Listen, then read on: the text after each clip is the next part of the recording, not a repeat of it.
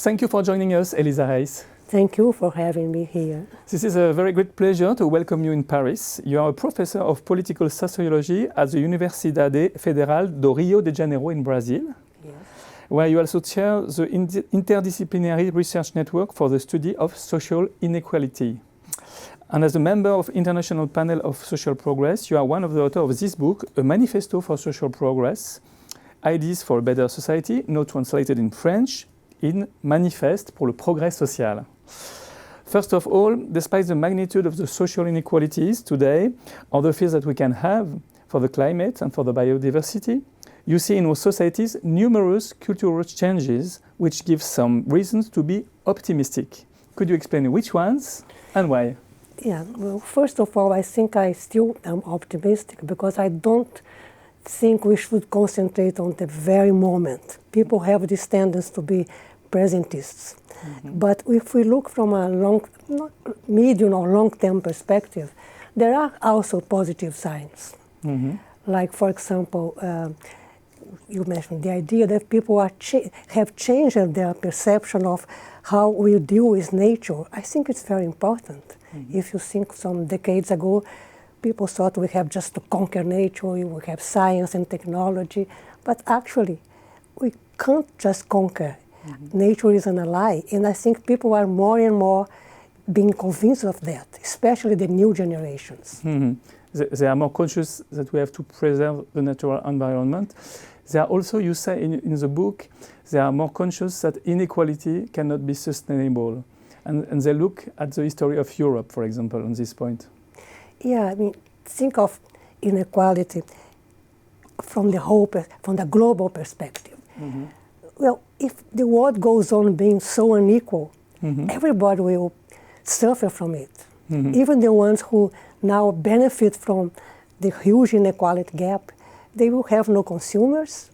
So the whole system needs collective action. And it takes time to realize that because, again, people tend to think on the short term. Mm-hmm. But there will be a moment, and I think it's near in us, where we realize that we are all in the same boat. Mm-hmm. If we don't act together, we all sink.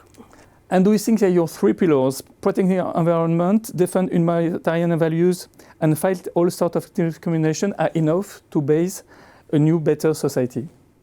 Yeah, I mean, for the nature, I already said something. Yeah. But let us concentrate on civil society movements.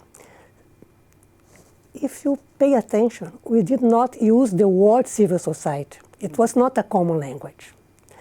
I mean, people always associated civil society to very intellectual discourses, etc. All of a sudden, we all start talking about civil society. What does it suggest? It suggests that people no longer feel satisfied with the idea that society counts on market and authority only. Mm-hmm. Between market and authority, there are also other interests. Not all interests are material. Mm-hmm.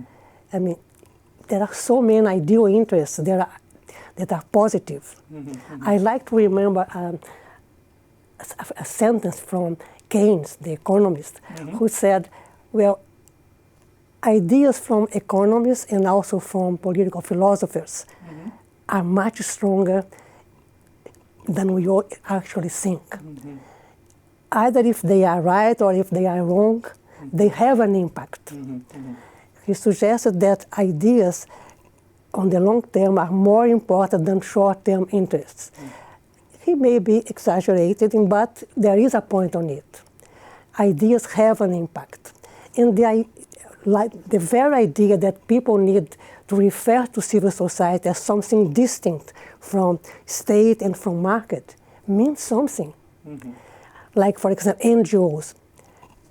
Well, we always counted on organizations that were not market or state-oriented. Mm-hmm. But all of a sudden, we need a distinctive concept to express that idea that there are other resources to organize society apart from authority and market interests. Mm-hmm. That's why we discovered the power of NGOs. We have to call them something distinct from what we have. So instead of 2 organizational resources, now we have 3 to think of society. And that's the power of civil organizations. NGOs, well, they can have good or bad purposes, but they are an active actor in society. And we have seen the progress made by several claims of NGOs. Like, for example, in my country, Brazil, NGOs were very effective in the recent past in changing the way we conceive of distribution, in inventing ways to participate in government. So there are positive sides. In the case of Brazil, they may not be long-lasting at this moment, but there will be other opportunities to renew that strength and to reinforce the same ideas. So we can keep optimistic. Elisa Reis, thank you very much for this interview about the book to which you contributed, a Manifesto for Social Progress, Ideas for a Better Society. Thank you.